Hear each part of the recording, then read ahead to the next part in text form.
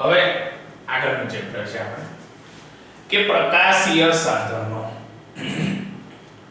પ્રકાશીય સાધનોની અંદર આપણે અલગ અલગ ટેલિસ્કોપનો ને એ બધાનો યુઝ કરીએ છીએ. તો એના રચના, કાર્ય પદ્ધતિ એના વિશે આપણે આ ચેપ્ટરમાં શું કરવાનો છે? અભ્યાસ કરવાનો છે. તો એની અંદર કહે છે કે આપણે રોજબરોજના જીવનમાં આપની આસપાસની દુનિયા વિશે માહિતીમાં આપની આંખો દ્વારા શું થાય છે? આંખો દ્વારા આપણે શું કરી શકીએ છીએ? જોઈ શકીએ છીએ. અને આંખો દ્વારા જે જોઈ શકીએ છીએ એના પરથી આપણને શું મળે છે?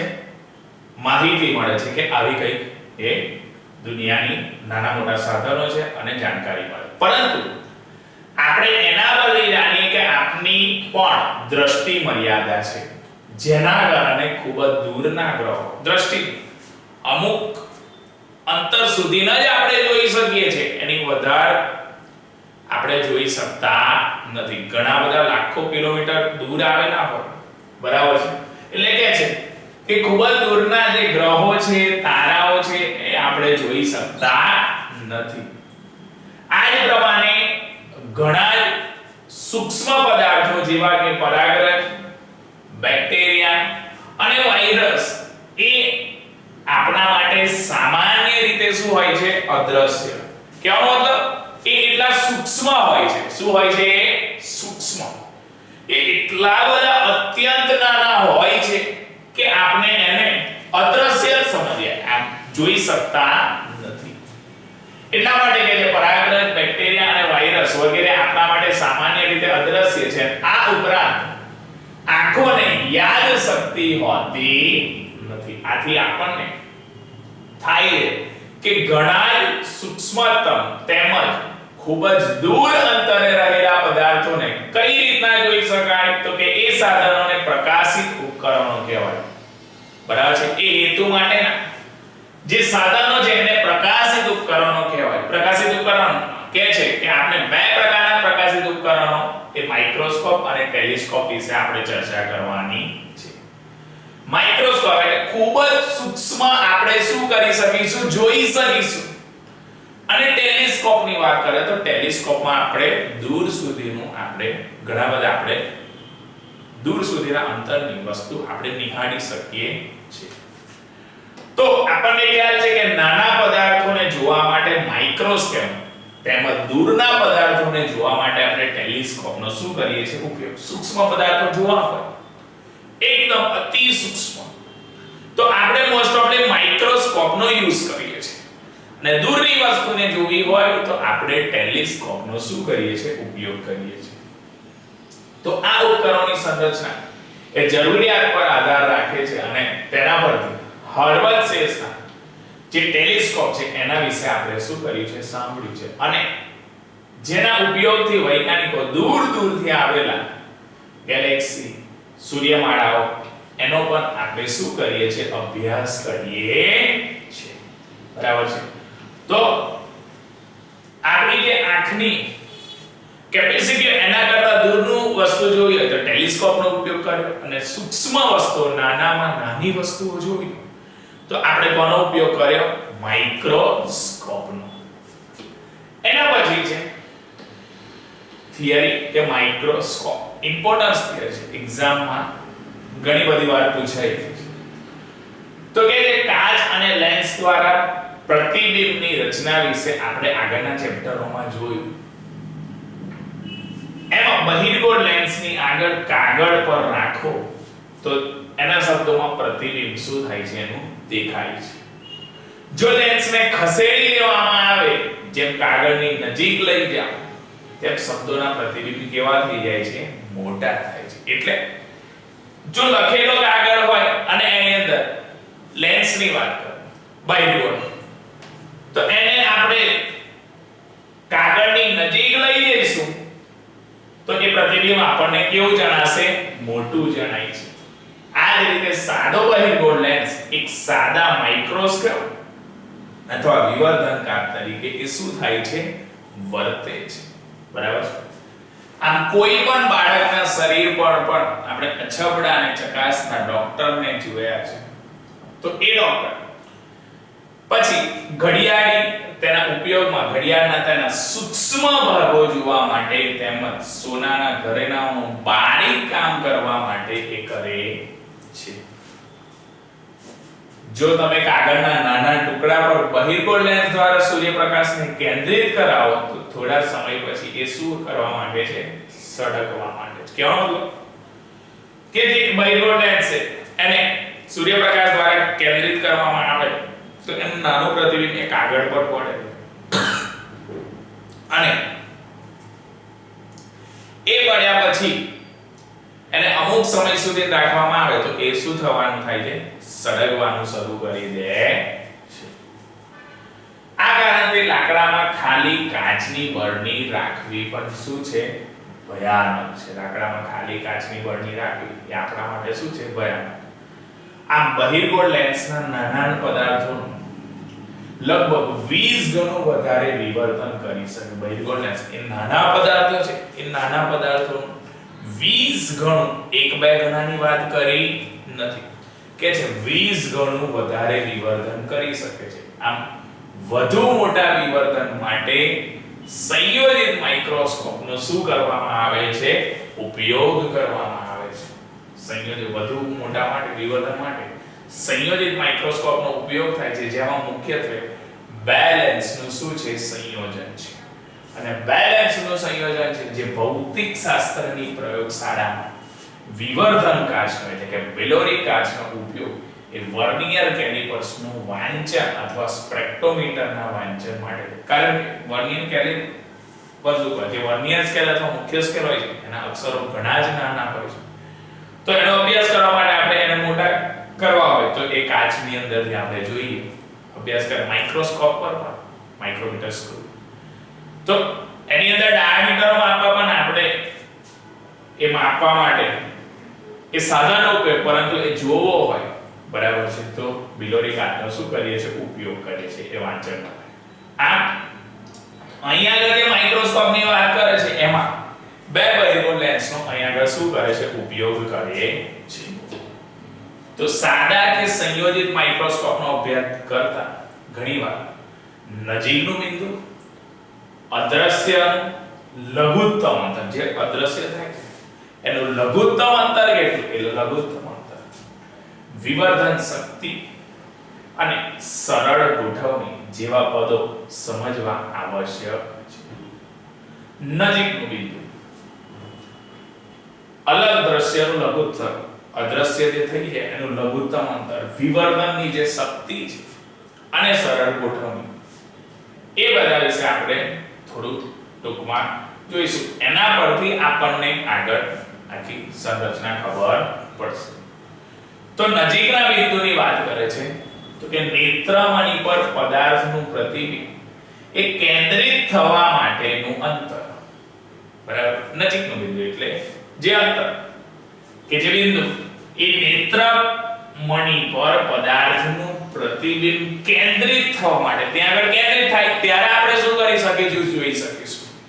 એટલા માટે કહે છે કેન્દ્રિત થવા માટેનું અંતર છે. અને આ બિંદુ વ્યક્તિગત રીતે શું થાય છે? બદલાય છે. એ વ્યક્તિ પ્રમાણે એનું અલગ અલગ હોય તો અલગ અલગ રીતના એનું શું થાય છે? બદલાય છે. એટલે આ બિંદુ વ્યક્તિગત રીતે શું થાય છે? બદલાય છે. અને નાની ઉંમર એટલે કે 10 વર્ષ કરતા ઓછી એનું નજીકનું બિંદુ 7 થી 8 સેન્ટીમીટર હોય છે. જે નાની ઉંમરની વ્યક્તિ 10 વર્ષથી ઓછી વયના જે બાળકો હોય છે તો એનું જે નજીકનું બિંદુ છે એ 7 થી 8 સેન્ટીમીટર સુધી જોઈ શકે છે હોય છે. અને ઘડપણમાં આ નજીકનું બિંદુ 100 થી 200 સેન્ટીમીટર જેટલું શું થઈ જાય છે? વધી જાય છે. બરાબર છે. ઘડપણની વાત કરે છે તો એ ઘડપણમાં જે નજીકનું બિંદુ હતું એનું અંતર વધી ગયું એટલે કે 100 થી 200 સેન્ટીમીટર જેટલું થઈ ગયું. આના કારણે બાળકો તેમના પુસ્તકોને નજીકથી વાંચી શકે છે કે જ્યારે ઘરડા માણસો પુસ્તક કે છાપાને દૂરથી પણ શું કરી શકે છે? વાંચી શકે છે. નજીકનું બિંદુ પૂછે તો તો આટલા ઇમ્પોર્ટન્ટ પોઈન્ટ લખવાના કે નેત્રમણી પર પદાર્થનું જે પ્રતિબિંબ હોય એને કેન્દ્રિત થવા માટેનું જે અંતર છે એ એનું નજીકનું બિંદુ દર્શાવે. પરંતુ એ દરેકનું બિંદુ છે એ વ્યક્તિગત રીતે શું થયા કરે છે? બદલાયા કરે છે. એ વ્યક્તિગત રીતે બદલાયા કરે છે એટલે કે છે કે નાની વર્ષના જે છે એ 10 વર્ષથી ઓછા તો એમનું નજીકનું બિંદુ 7 થી 8 સેન્ટીમીટર હોય છે. પરંતુ ઘડપણમાં ઉંમર વધે ત્યારે ઘડપણની અંદર એ નજીકનું બિંદુ એ 100 થી 200 સેન્ટીમીટર જેટલું થાય વધી જશે. એના જ કારણે બાળકો તેમના પુસ્તકો નજીકથી વાંચે છે જ્યારે ઘડપણ બરાબર છે માણસો એ ઘરડા માણસો પુસ્તક કે છાપાને દૂરથી પણ શું કરી શકે છે? વાંચી શકે છે. એના પછી અલગ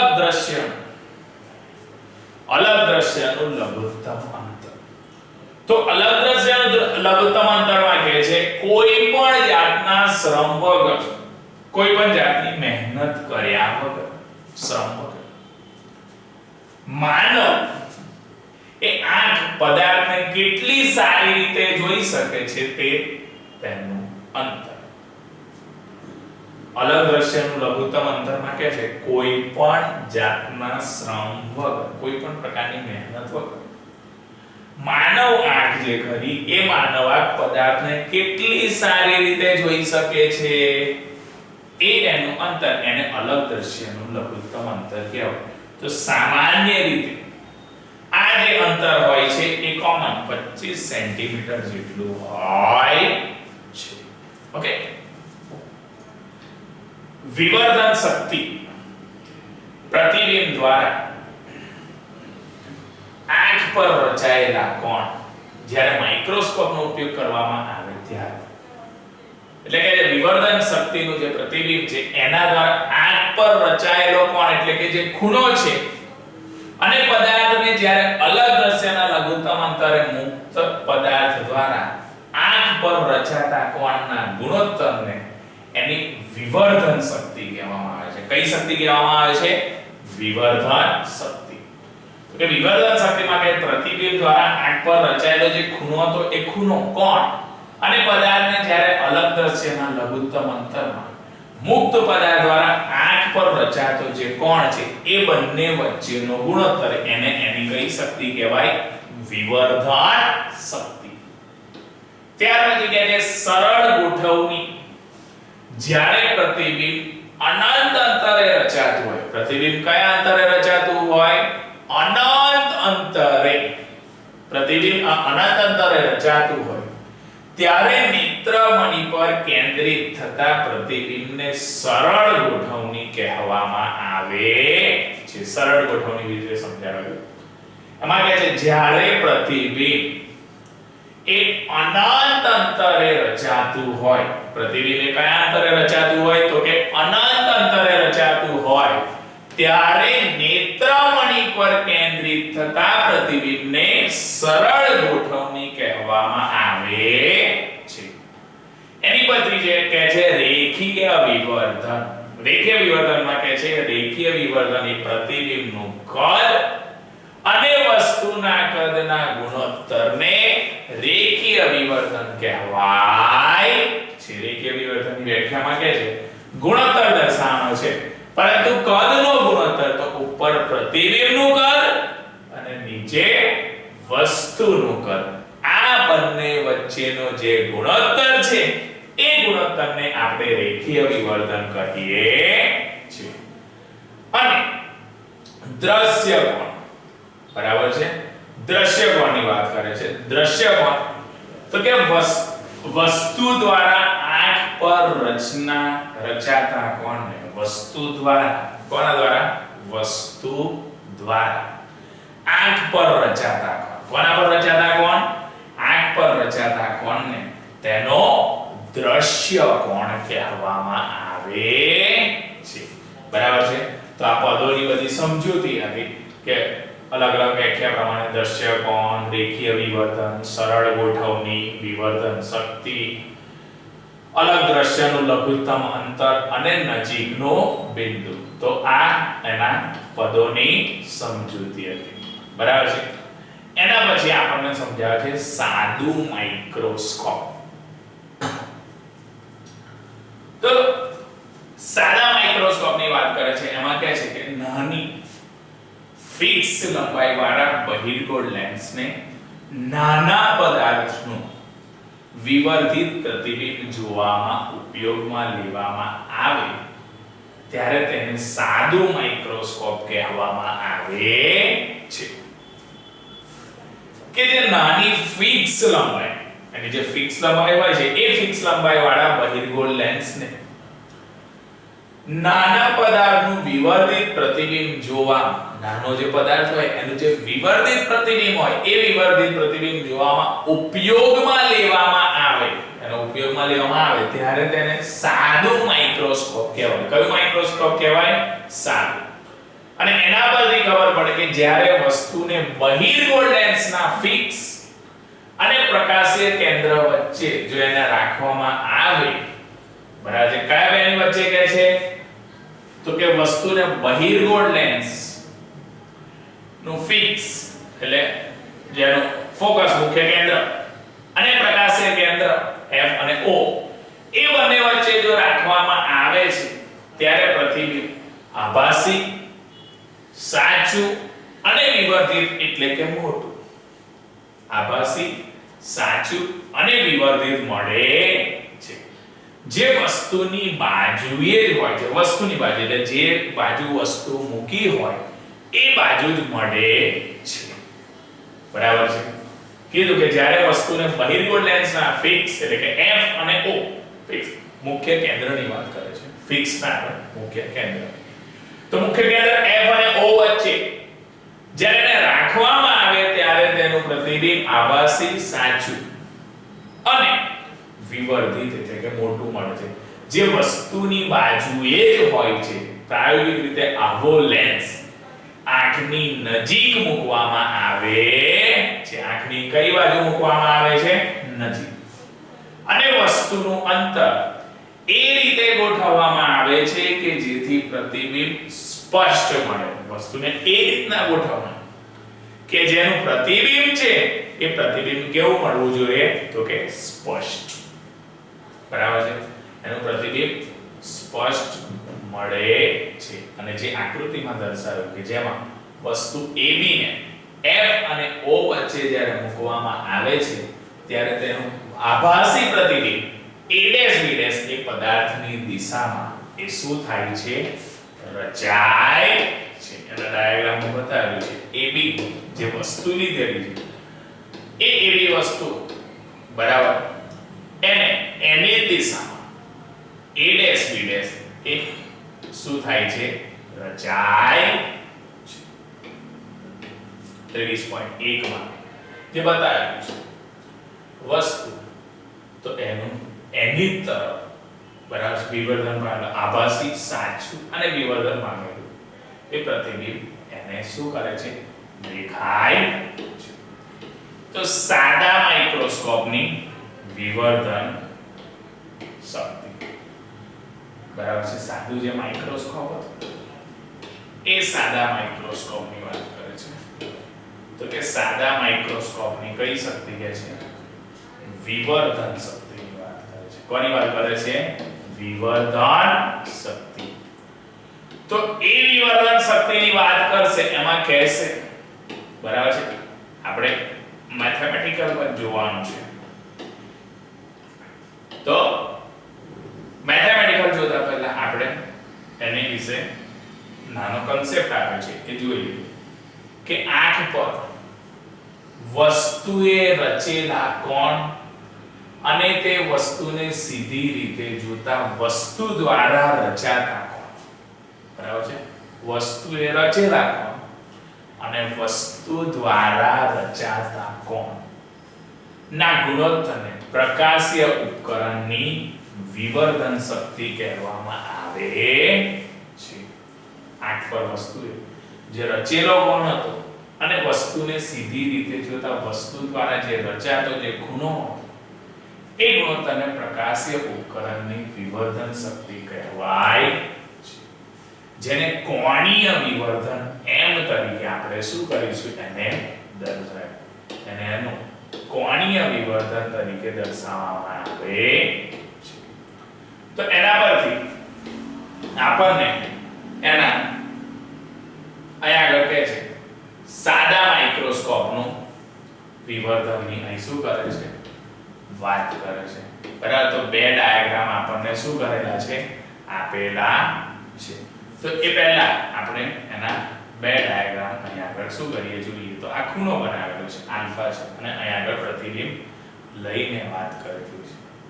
તો અહીં આગળ આપણને એ બંને આકૃતિ બતાવેલી છે અને એના ખૂણા પણ શું કર્યા છે દર્શાવે છે. એમાં કીધું હતું જે ગુણોત્તર દર્શાવે તો કે વસ્તુએ રચાયેલો જે કોણ હતો અને સીધી રેખા દ્વારા જે સીધી રીતે જે જોતા જે વસ્તુ દ્વારા રચાતો જે કોણ હતો એ બંને વચ્ચેનો ગુણોત્તર એની વિવર્ધન શક્તિ દર્શાવતું હતું અને એના પરથી એને આપણે કોણીય વિવર્ધન m તરીકે એ શું કરતા હતા લેતા હતા. તો એના પરથી આપણને એ કોણીય વિવર્ધન માટે આપણને m angle of a dash o અને b a dash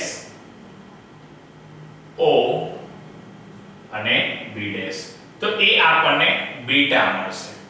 બરાબર છે. અને એ પ્રતિબિંબના એંગલની વાત કરે છે નીચે વસ્તુના એંગલની a o dash b. તો a o અને b. બરાબર છે. તો એ રીતના એનો એંગલ શું a dash o અને તો એની માટે એ રહેશે આલ્ફા એટલે બીટા અપોન આલ્ફા. એ રીતના આલ્ફા અને બીટા એંગલ બતાવશો તો m બરાબર એની માટે tan beta upon tan alpha. તો a dash o અને b dash અને a o અને b માટે જે tan બીટા છે તો tan બીટા માટે આપણે ઇક્વેશન ઓપોઝિટ અપોન એડજસન્ટ એ રીતના કરીએ તો a dash b dash upon a dash o. તો a dash b dash કેવાની વાત a dash o નું આપણી જોડે વેલ્યુ છે a dash o a dash થી o સુધીની વેલ્યુ આપણી પાસે d છે એટલે d વેલ્યુ આપણે શું કરીશું એની અંદર પુટ કરીશું. તો a dash b dash upon શું થશે કેપિટલ d. આમ a dash b tan alpha બરાબર tan બીટા ની વાત એ રીતના tan આલ્ફા બરાબર a dash b double dash upon a dash o. તો a dash o નું આપણી જોડે અંતર છે એટલે a d થશે એટલે ab અપોન d. તો tan આલ્ફા બરાબર ab અપોન d થશે અને tan બીટા બરાબર a dash b dash upon d. આવું ઇક્વેશન શું થાય છે પ્રૂવ થાય. તો એના પરથી એ બંને વેલ્યુ આપણે અહીં આગળ મૂકીશું તો m બરાબર a dash b dash upon d upon ab upon d. d cut થશે તો આપણને મળશે a dash b dash upon ab. તો a dash b dash upon ab તો એની પરથી બે ત્રિકોણ AOB અને a dash o b dash બરાબર છે AOB o b a dash o b dash. તો એના પરથી રહેશે તો એની પરથી આપણને કહેશે કે સિમિલર એની બાજુઓ છે તો a dash b dash upon ab is equal to a dash o upon ao. તો આપણને ખબર છે a dash o ડાબી બાજુ અંતરમાં આપીએ બરાબર છે આપાત કિરણની વિરુદ્ધ દિશામાં તો આપણે એને -d તરીકે દર્શાવીએ અને ao જે વસ્તુ અંતર છે એને પણ આપણે આપાત કિરણની વિરુદ્ધ દિશામાં માપીએ એટલે કે ડાબી બાજુ જમણી બાજુ અંતરમાં આપીએ તો પ્લસ ડાબી બાજુમાં આપીએ તો માઈનસ. તો ao બરાબર શું થશે -u થશે.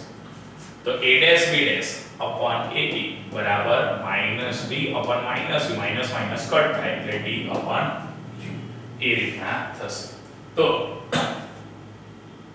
f is the focal length. f એટલે કેન્દ્રમાં લંબાઈ.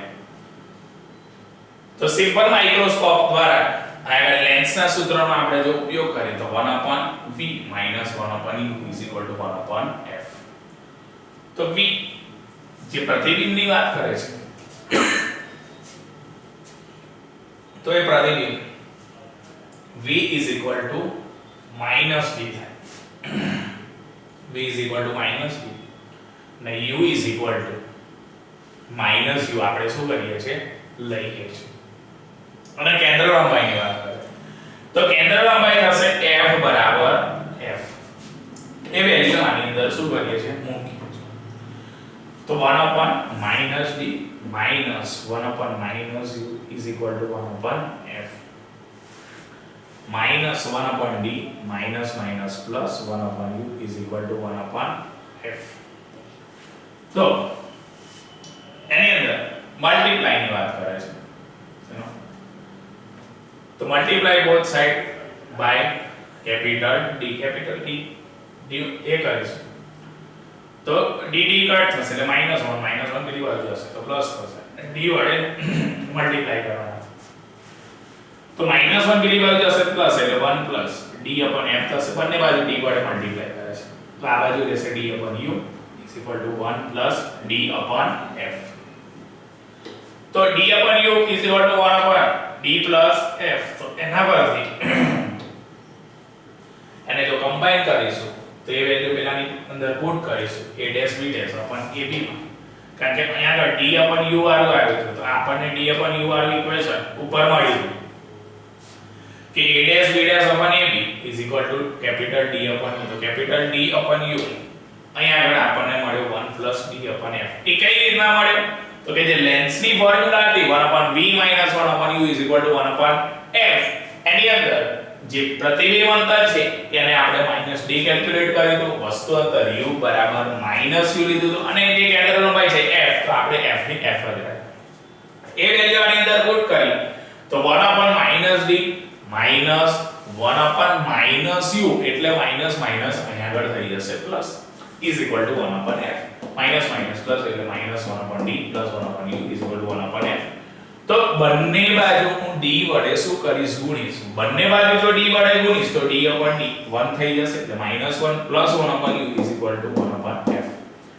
તો -1 અહીંયા આગળ d ને d જો કટ થયો તો -1 પેલી બાજુ થશે તો આ બાજુ આવશે પ્લસ થશે તો અહીંયા આગળ d upon u રહેશે is equal to 1 plus d upon f.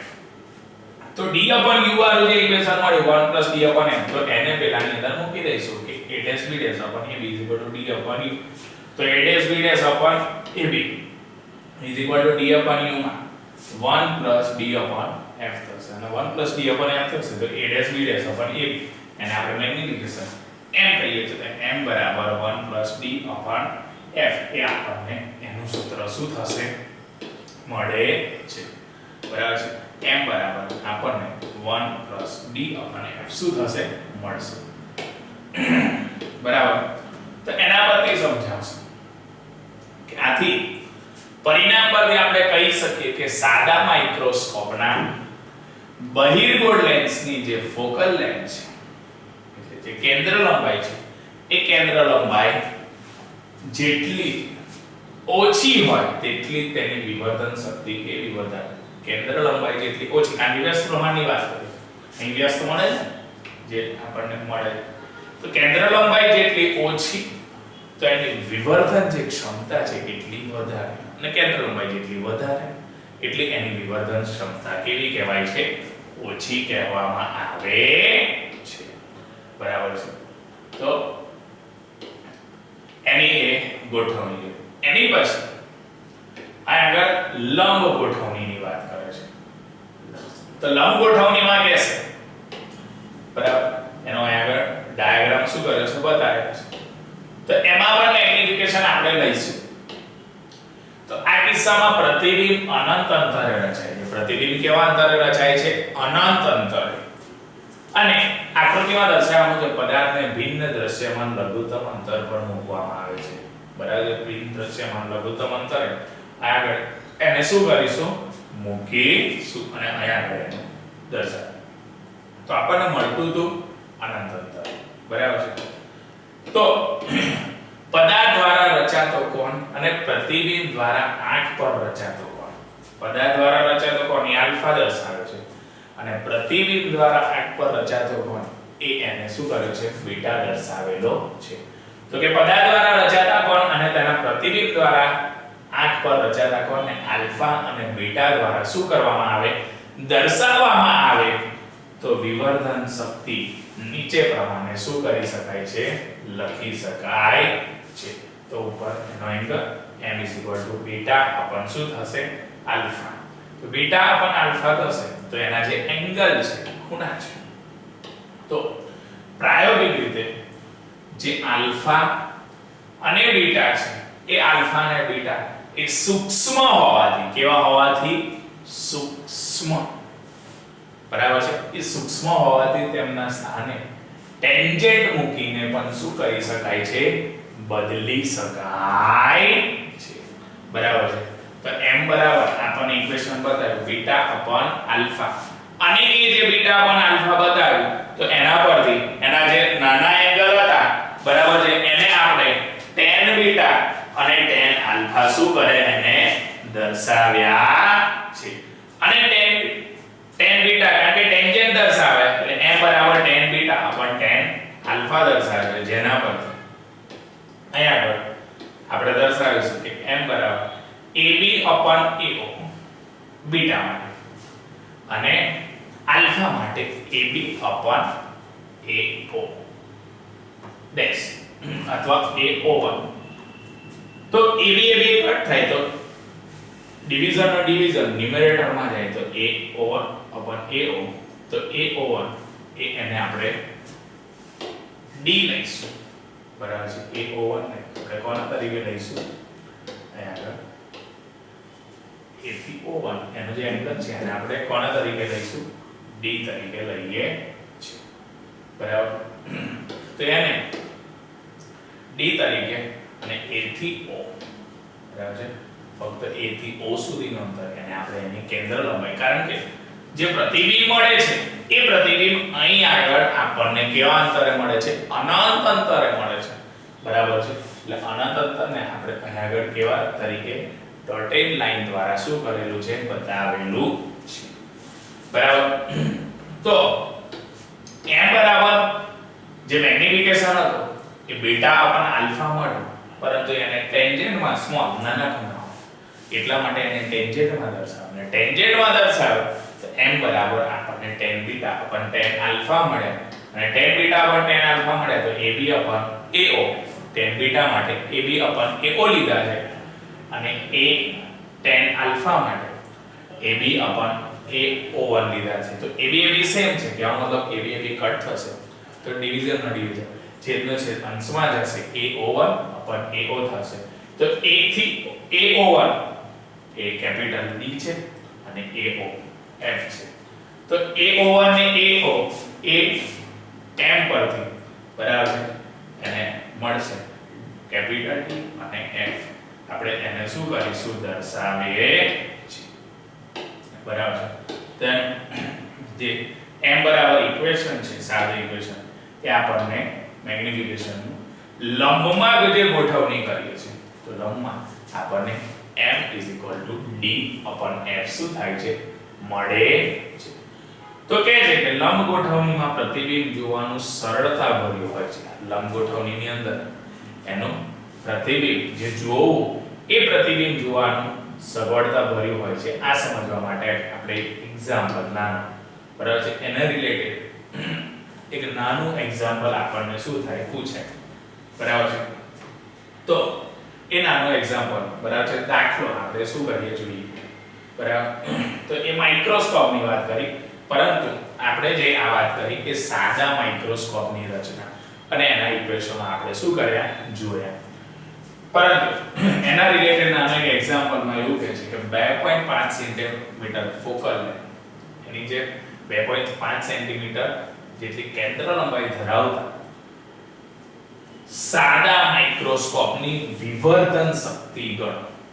એની સાદા માઇક્રોસ્કોપની શું જોડવાની છે? વિવર્ધન શક્તિ, બરાબર છે. 2.5 એટલે 2.5 સેન્ટીમીટર જેટલું એની કેન્દ્ર લંબાઈ ગણવાની છે. એટલે m આપણને શું કરી દીધેલો છે? આપેલો છે. અને એ કેન્દ્ર લંબાઈ ધરાવતા સાદા માઇક્રોસ્કોપની વિવર્ધન શક્તિ આપણે શું કરવાની છે? કેલ્ક્યુલેટ ગણવાની છે.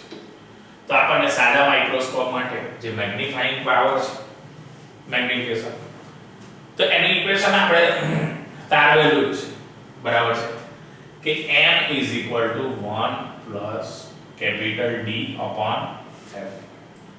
જો એની કેન્દ્ર લંબાઈ 2.5 સેન્ટીમીટર છે તો કેપિટલ D એનો 25 સેન્ટીમીટર થાય. તો કેપિટલ D જો 25 સેન્ટીમીટર થાય તો એ વેલ્યુ આની અંદર શું કરી દેવાની છે? પુટ કરી દેવાની છે, મૂકી દેવાની છે, બરાબર છે.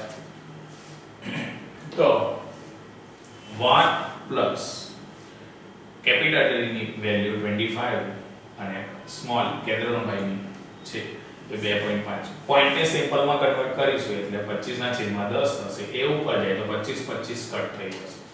તો 1 + 10 બરાબર છે 1 + 10 એટલે m જે મેગ્નિફિકેશન પાવર આપણે જે કેલ્ક્યુલેટ કરવાનો હતો એ મેગ્નીફાઈંગ પાવર સાદા માઇક્રોસ્કોપ માટે આપણને 11 મળે છે. તો m નો આન્સર આપણને કેટલો મળશે? 11.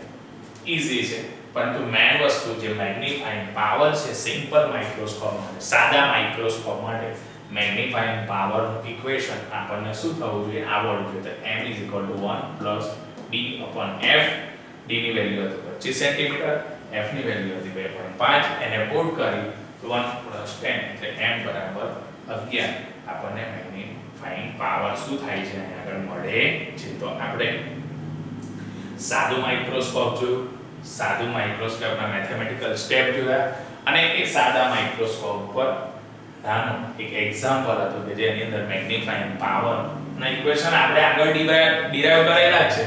એમાં જે પહેલું ઇક્વેશન હતું જેની અંદર પોતાની તરફ જ આભાસી, સાચું અને વિવર્ધિત જે પ્રતિબિંબ મળતું હતું એની માટે આપણે લેન્સની ફોર્મ્યુલા યુઝ કરીને મેગ્નીફાઈંગ પાવર માટે m = 1 + 1d/f મેળવ્યું હતું સૂત્ર.